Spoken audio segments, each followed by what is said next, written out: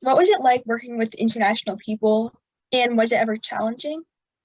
I think it can be. I think people have really different communication styles. I worked for Adidas for, uh, more than a decade. And for almost that entire time, my bosses were always based in Europe. So you're kind of dealing with the time difference, right? So you sort of plan your day that in the morning you do email and phone calls, and in the afternoon you kind of do your work because of the time difference. But one of my bosses once gave me really good advice in terms of like, and I think this is true even if you're kind of working just with Americans also, is like, it's really easy to misinterpret the tone of an email, and that you do have to kind of take into account cultural norms. So for example, the example that he gave was that if you ask an American, how are you? And they say, okay, that usually means like, oh my God, what's wrong? You're just okay, right? But if you ask a German person, how are you? And they say, okay, like means they're okay, they're fine, you know? And so I try to always kind of keep that in mind. I worked for a German brand for a really long time. I worked for a French brand before that, and I worked for an Italian brand after that. And like the communication style for all of those countries is super different, right? And so Germans are, and obviously this is a vast generalization, but in a business sense, right, it's very direct, and decisions get made and you state your case, and sometimes you get your way and sometimes you don't, but you know what you're supposed to go do at the end of the meeting. And then I went and I worked for an Italian brand where like everything started an hour and a half late, and then everyone yelled at each other for an hour and a half, and then the meeting was over, and like you weren't sure what you were supposed to do. And so that's probably like the starkest difference. Where like I went to this, it was like my first trip to Italy for this brand I was working for, and I had this moment of like, oh my goodness, what have I done? You know. So yeah, so just kind of navigating different people's communication styles. But really when you're young, like having the ability to get to travel, I would go on trips with people and they would just like go to their meetings and then like fly in for their meetings, do their work, fly home, like on the first flight they could get to leave. And once I had kids, once I was older and I had kids, I did that, you know what I mean? Because you have other obligations at home. But when I was in my 20s, I would always see, even if I could just stay for one extra day to go see where I was, or if I would, even if, you know, like if you have a 2-hour break between meetings, some people would just go like sit in the lobby of the hotel and drink coffee. And I would always try to go to a museum or just like go walk around wherever the shopping square was, or, you know, just kind of soak it up, because it was all this travel that I wouldn't have been able to ever afford to do at that point in my life otherwise. So I was really looking at it as also like, how do I soak this up? Nice. And then while you were traveling and working on the brand, you were also able to expand the company a lot and help it out. How do you think like all your access, helping its brand and traveling internationally allowed you to like expand your business? Well, the first company that I was working for, Bonfire, the snowboard brand, was really small, and there were only like 5 of us who worked there. And it's kind of interesting because where I work right now, Bodecker is a really small team also. And so the advantage of working at a small company is that you learn a ton because everybody has to pitch in. So I literally like, I know how to run a warehouse. I know how to like fill out what's called a commercial invoice that allows you to ship garments overseas, and how to like, if you're shipping samples, you don't have to pay customs duties on them. So like I learned all of this stuff. And then later when I went to work at Adidas, actually, it was really funny because the first kind of time I took something down to the mailroom, I had like made a commercial invoice and printed it out in triplicate and like written sample usage only, no commercial value. And the mailroom guys were like, that's our job, like, you know. So realizing that like it's really easy in a big company to get siloed, and you kind of only know that thing that you're supposed to do or that you get trained to do. But by kind of starting out in a small company that was entrepreneurial, that was growing, I didn't know it when I first started working there, but my boss's goal was always to sell the company. And so, he ran it pretty lean, but I learned so much. And like, for example, the woman who was our clothing designer, she wound up, there was a trip coming up to factories in Hong Kong, and she got sick and she couldn't go. And so like I went, and I didn't really know what I was doing, but like someone had to, and it was right before Christmas, so my boss couldn't go, but like somebody had to go to Hong Kong. And again, this was like, there wasn't even email yet at this time, to put it in context. Like we used to send faxes back and forth. But somebody had to go to, I don't even remember what, check some production, something. And so I went and I learned about apparel production and like the tricks of the trade, how you would have like your Japanese distributor issue what's called an LC, which is basically like your prepayment for your production. You get your distributor to pay your production, and just kind of all this business stuff that I would never have learned it otherwise. And so I understood how a small apparel brand worked from top to bottom. So then when I went and worked at a big global giant sports brand, I understood all the steps of it, even if those steps weren't my job. And so I think that insight, I went and worked somewhere really big, was probably to my advantage, and probably a pretty lucky thing for me. Yeah, it definitely seems really valuable. So as you mentioned, after Bonfire Snowboarding Company, you went on to a much larger company, which, as we all know, Adidas. Can you tell us about that transition and whether it was like really shocking to go from such a small company to such a big company? It really wasn't, because I was ready. I was at Bonfire for 4 years, and during that time, the company got sold to Salomon, which is a ski brand, and then Salomon got sold to Adidas. And so I just sort of felt like I don't really want to work for this ski brand in the middle, so I'm going to try to, which was the French company, so I'm going to try to go work at Adidas. And Adidas was based here, and so it's still Portland, you know what I mean? And Adidas and Nike culture is really different. And so especially at that time, I felt like people who chose to work at Adidas were partly motivated by not wanting to drive to Beaverton every day, right? So that was like inherently a filter. And I haven't worked at Adidas for a long time, so I can't really speak to what the culture is there authoritatively. But at the time, there was this perception, at least, that Nike was so much more competitive and a more competitive place to work in terms of like employees competing with each other, kind of. And I don't know if that was even true, but that was sort of the sense of it.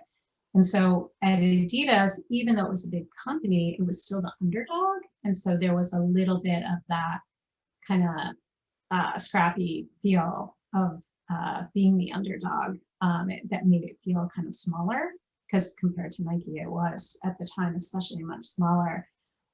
Also, when I first got hired there, I got hired to do action sports. So I had worked in the snowboard industry for 4 years, and then I got hired to do skateboarding, BMX, what was called adventure at the time, which was just like outdoor and trail and kayaking and stuff like that.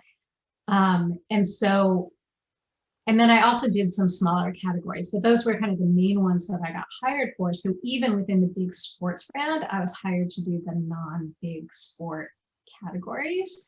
So I was always, and this is something that like I leveraged, I think, throughout my career, is I was always like the small kind of like indie rock girl, I guess, in the big company. So I didn't work on basketball, I didn't work on football, I didn't work on soccer. Like I worked on these niche sports and that had their own subcultures, and then I was able to kind of be an authority on those subcultures. So I would sometimes be in meetings with like these jock guys, sport guys, right? And I could just say, well, no, that's not how it works in this sport. It has its own culture, just like soccer. Global football has its own culture. Skateboarding and BMX have their own culture, and they're different. Like there's subcultures within action sports. It's not just one kind of behemoth. And so I did that for a couple of years, and then wound up when Originals, which is all of the lifestyle product with the cool 3-leaf logo on it, the trefoil logo, that used to just be its own little category called urban that didn't really get any marketing dollars. And in like the late 90s and early 2000s, more like the early 2000s, I guess, like the whole sneaker collector, sneakerhead culture was starting to be a thing. And so Originals was one of my little categories, but it was a category nobody really paid attention to. And I used to kind of take money from my skateboarding and BMX budgets and use it to do little sneakerhead directed things within Originals. And so I happened to be in Germany and was in a meeting where it was announced that they were going to spin off Originals, and it was going to become its whole own division of the brand, and it was going to be a whole global rebrand of it. And I had this weird, like, at the time it felt very uncharacteristic for me, but I was like, well, I want to be in charge of that.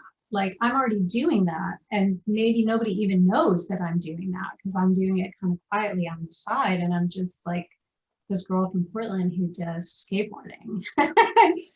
And I happened to be in Germany at Adidas the day they announced it, and so I called the guy who was going to be head of the division and said, hey, I'm Abby from Portland, and you might not know this, but I already do marketing for this category. Can I come talk to you? And he didn't quite know what to do with me. So he sent me to talk to the global creative director, who was the one who was really driving this whole rebrand. And I was basically just like, I'm already doing this, and I want to be the global brand manager for it. And they said, well, will you move to Germany? And I was like, no, but I'll come here once a month. I'll commit to coming here once a month. And at the time, all of Adidas's advertising offices were in Amsterdam. So they gave me the job. I think they just like, again, like I just sort of, I know, I think they were dumbfounded and just said, okay, sure. So once a month I would go from Portland, and then I'd go to Amsterdam, and then I'd go to Germany for a week, and then I would come home. And again, it was like, I was super lucky because it was a moment in my life where I was able to do that. I didn't have that many commitments at home to worry about. Wow, I'm like, that's so cool that you like stood up for yourself and like got the job that you wanted. And then you were in charge of like a pretty big brand that was like really in the public eye and Adidas's eye. What was it like from going from like more like niche sports towards like more global, well-known Yeah. section? I mean, I think it was that thing where it was a subculture, right? So Originals, especially at the time, it was kind of about global street style. What Adidas wound up calling trend marketing. And it was, how did we used to say it? That Originals was the perfect fusion of global street style and authentic sport heritage, something like that, right? And that idea of sport heritage, right? Like that's what made it cool, is it wasn't just tracksuits, and it wasn't just like cool 3-stripe sneakers. It was the fact that they were rooted in this really cool story about this guy who was a cobbler and like had a bicycle powered leather trimming machine, and even like the whole story about how Adidas and Puma, they were two brothers and they had a fight, and there's this little tiny town in Bavaria, and half the town works for Adidas and half the town works for Puma, and like there just was so much good like meat to the story, right? I would say the biggest difference is when suddenly you're dealing with like millions of dollars, and also millions of dollars in advertising budgets and all of that stuff, is that like more people have an opinion. And I think like some of the kind of brashness that worked when I was working on skateboarding and BMX in categories that people admitted that they didn't know anything about, everybody thinks that they know about shell toes. Everybody thinks that they know about tracksuits. You know what I mean? So I don't know. There are a couple of times where I think I got myself in a little trouble by not necessarily having as good a sense of knowing like when to back off. You know what I mean? But nothing that was detrimental. I think I learned a lot of lessons is that like ultimately you do always have a boss. And at the end of the day, all you can do is kind of say why I think this is the right or wrong thing to do, but your boss is going to decide. And at most points in your career, then ultimately you got to do what your boss says, you know.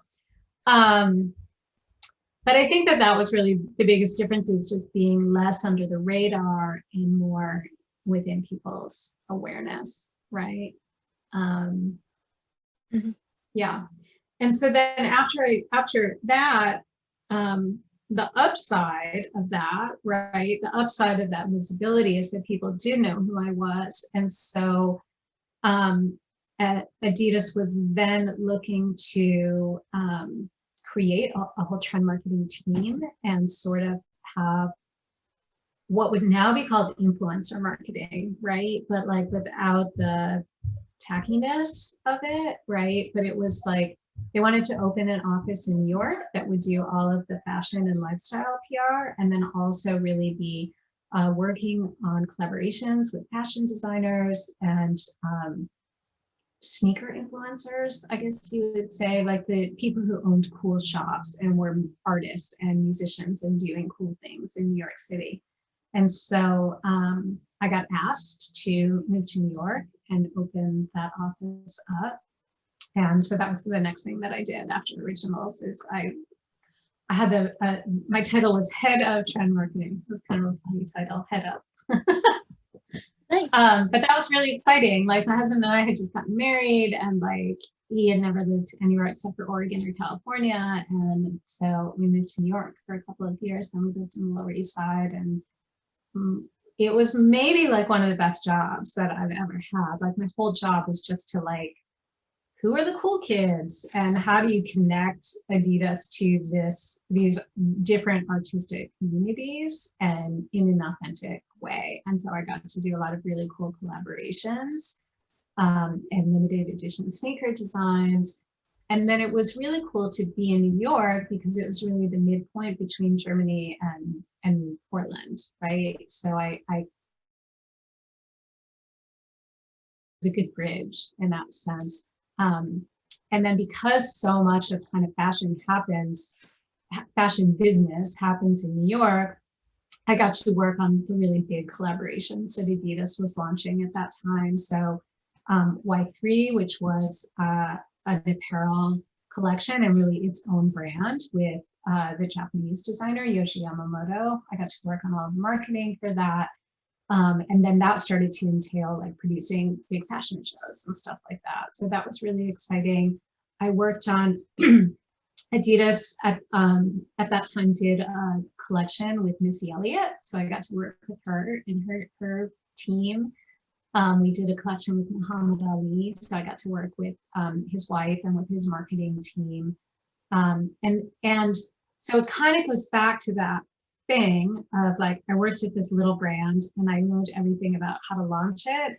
And then we sold it. And then I worked at the big brand. And what I figured out how to do in the big brand was to start new things and launch them. So like I started Originals and I launched it. And then I got to move on and I started this trend marketing office. And then I got to work on all these kind of sub collections and launch them. And so what I realized that is a strength of mine and is something that I'm good at is launching new things. And you can make the argument that it's actually way easier to launch something new than to sustain something, you know what I mean? So again, it's not like it's not a judgment call, but what I realized is that I'm good at starting new things. That's definitely a valuable skill.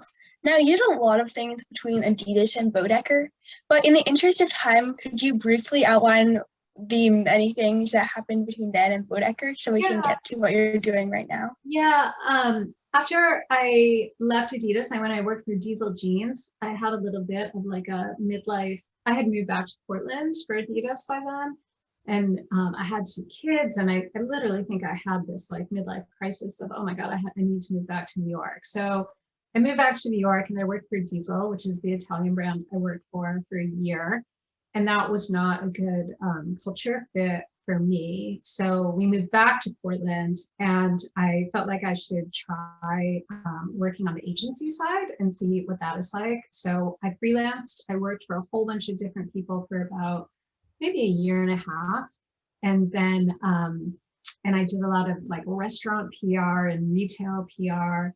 And then I went and I worked at a design agency in town called Ziva. And then kind of out of the blue, I got recruited by a nonprofit called Children's Cancer Association. And my whole career had been working for big consumer brands, and it had never really. But what they were looking for was somebody to be a VP of brand and to build a brand, like to bring a kind of a brand marketing consciousness to this nonprofit, and to understand partnerships and to understand all these kind of things that I did in my more corporate career. So I sort of felt like, well, I had nothing to lose. And they had a really stellar board. And I felt like, well, if nothing else, like this is great networking and I'll make some good connections. So I wound up working there for 5 years, and I learned a lot about nonprofit. So when I was leaving there, the opportunity came up at Bodecker, which was a brand new foundation that was just getting up and running. And I had a moment of like, well, should I go back and work at the agency? Should I go back and try to work at Nike or Adidas? And then I felt, especially right then, that I had just spent all this time kind of learning how to do nonprofit stuff, but to be able to bring kind of business and marketing expertise to it. A lot of nonprofits are pretty kind of squirrely when it comes to that stuff, just because that's not how they're designed necessarily. And so Bodecker was just getting up and running then. And so they asked me to consult for a couple of months, and then ultimately and do a business plan, like write a 3-year plan for them. And then ultimately asked me if I would come on and be executive director and execute that plan that I had done. So that's how I wound up at Bodecker. So I look at my nonprofit work as connected for sure to what I did before, but it's really almost like a second career. Nice. And then just one quick follow-up. When you were a freelance consultant, I know you probably did a wide range of things, but could you just give us a general rundown? Like, let's say you were doing consulting for a restaurant. What would you do? Yeah. I mean, you using the restaurant example, you go and you meet with the restaurant owner and you understand, okay, like what's working in your business, what's not working in your business, what do you wish, what kind of customers do you wish you had more of? So for example, one of the restaurants I consulted for, and I think part of this is I was a young mom at the time, and the woman who owned the restaurant also was. And so you kind of know where you're at in your life, right? But we were like, well, what if we started doing like a family happy hour on Sundays, right? So usually happy hours during the week, and it's kind of young professionals and people coming in. But like, what if you did a happy hour at 5 p.m. for families who like are tired of, who don't want to go to Red Robin and they still want to go to a nice restaurant in their neighborhood? And so we started doing stuff like that. And then it's just like listening and having ideas of like, well, have you tried this? And being willing to try things that may or may not work. And also being willing to trust your gut when it's not working and pivot pretty fast and be like, yeah, that's not working. So like, I thought that was a great idea. But if it's not working, you have to like be willing to let go of your great idea and try something else, whether it's your idea or someone else's idea, ultimately. Nice. Yeah. I did a lot of consulting too, like for other apparel brands and ad agencies and stuff like that. But and like store openings, things like that. Nice. And then finally, back to the Bodecker Foundation. One part of the Bodecker Foundation is, of course, the Halfling Studio.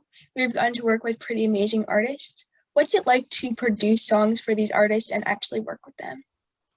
You know, I don't do I'm not a producer, that is Chris's area, but I can say like, what's really cool about the Bodecker Foundation pre-COVID especially is that there's always like on a good day, there's like 5 things going on. And I think for somebody like me who kind of likes that feeling of being in the know and in the mix of what's going on, that energy was really motivating. So for example, maybe there would be a Nike group that had booked out the conference room for the day. So we'd have like a dozen Nike people in the conference room. And then let's say Portugal Demand is in the recording studio that day. And then we're getting ready for Stumptown is going to do a film skate video premiere that night. And then maybe there's an artist in residence who's staying in the apartments upstairs, and kind of that like magic that happens when all those different each other. That's like, that to me is like the best day ever, you know. And then maybe we have a youth workshop that is happening in the late afternoon, you know, so kind of that like mix and match. And I think when I lived in New York and produced events there too, like the best events, not even my own events, the best events I ever went to are when you have a mix of like high and low and downtown and uptown, and like people who might not necessarily run in the same circles and they find themselves in the same circles. Like it's so much fun. Yeah, it's really like Bodecker has such an amazing atmosphere. So finally, one last question before we open it up to audience questions. Do you have any advice for people our age about who want to go into like business, branding, or the arts? Yeah, I mean, my advice is painted or like filtered through my experience, right? Like be curious, talk to people, read books, read books,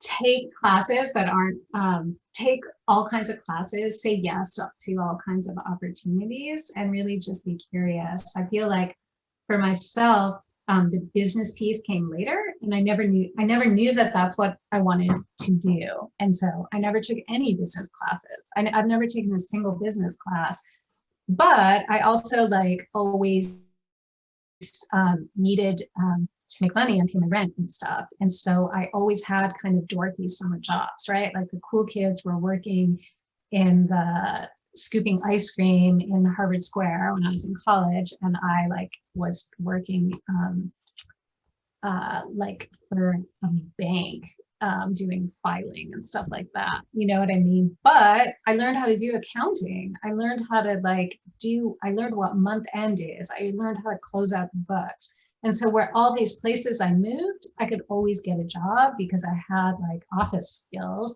and I knew how to dress to go to work in an office, and I knew how to dress to go to a job interview.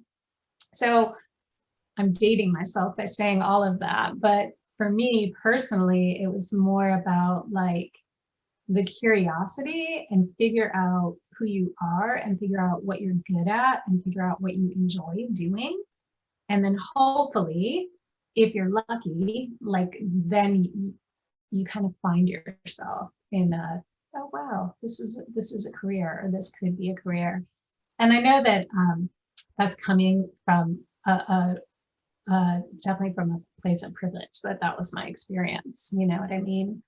I think it's really different if you already know that you want to go into business. And like I said, like my sister works for a hedge fund and on Wall Street, and like got whatever the business degree is called at Georgetown. You know what I mean?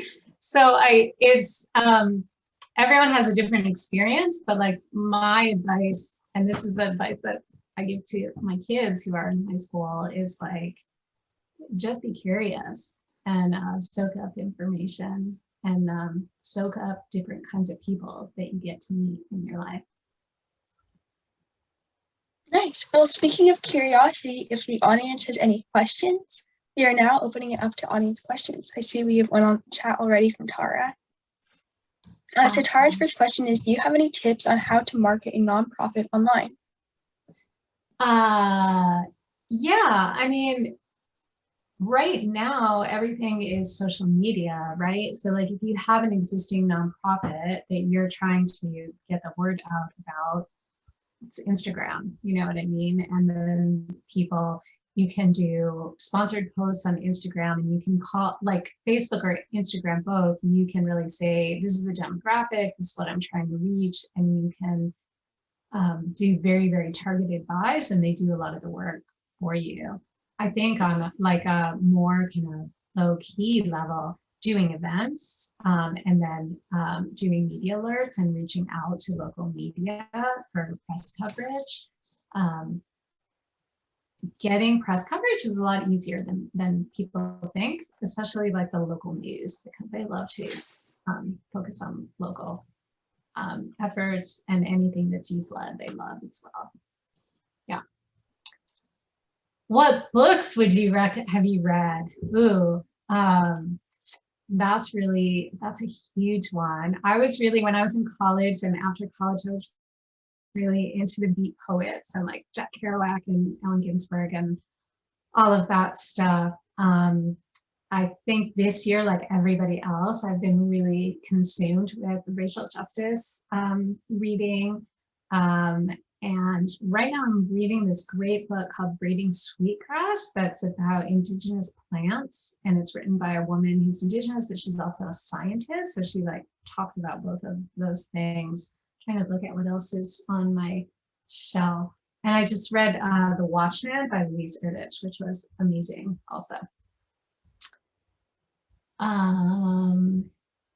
Do you see working for a nonprofit? I do, right? I think there are a lot of people like me in the nonprofit world who this is a second career, and they probably had a career, did well, or felt secure enough that they could go and work somewhere else and either make less money or know that like long term, like your incremental raises are not going to be as big as if you had stayed in a for-profit.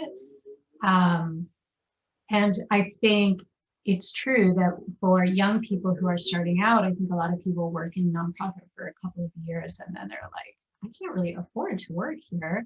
But I think that happens in for-profit sometimes as well.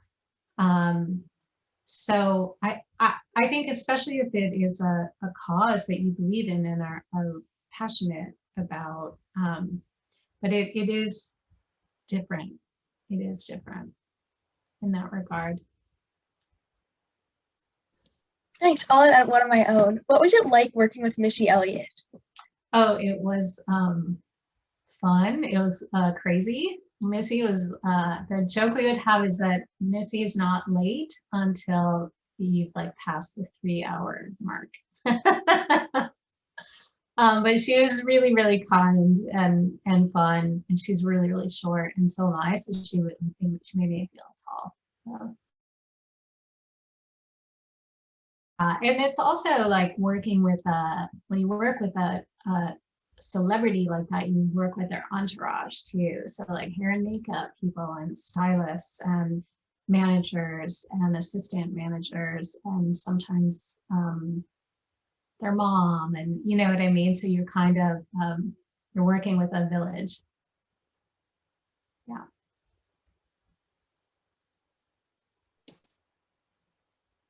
People in the audience, you can feel free to shout out if you're interested. Okay, I have an interesting one. So when you're a brand ambassador, you have to like figure out like what the cool kids are doing. How do you do that? Yeah, I was lucky enough to really do it before the internet, right? And so, or just before everything was so data driven and quantifiable, right? So I don't know if this is still accurate, but for me, and I think this went back to way back when I was like booking bands, right, in the 90s. It's like trusting your gut and your instincts, and like someone isn't cool because they tell you they are. Like you just have good instincts based on what you hear about them, what you read about them, what kind of press coverage they get. Like I used to, when I was booking shows in Missoula, there used to be, it was like the equivalent of the Mercury or Willamette Week. The record store used to have the weeklies from Seattle, and there was one called the Rocket. And I would get the Rocket, and you could tell who the cool bands were based on what bars they were playing at and who they were on a lineup with, right? And so I would sometimes be booking a band that I hadn't even heard of, but like I could tell kind of where they fit in the ecosystem. And I think it was sort of the same way when I lived in New York, and I was mostly focused on, not exclusively, but mostly focused on sort of the downtown scene. You kind of can tell stuff from who knows who and what magazines were writing about them and what brands they carry in their store, because fashion brands are kind of exclusive too. So like if, fashion brands care about who their stockists are, and they're not going to sell to a store that they don't think is cool, even if they want to do a huge order, that kind of thing. So really like being able to trust your gut, being able to know whose advice you should listen to and whose advice you shouldn't. And that's kind of challenging. But having that confidence to trust your gut, for me, and again, like things are so much more data driven now that I don't know if you're allowed to do that anymore. I think that's definitely true. One from Shannon relates to high school students. She asked, if a student is interested in marketing, what experiences could they seek out while in high school to develop skills?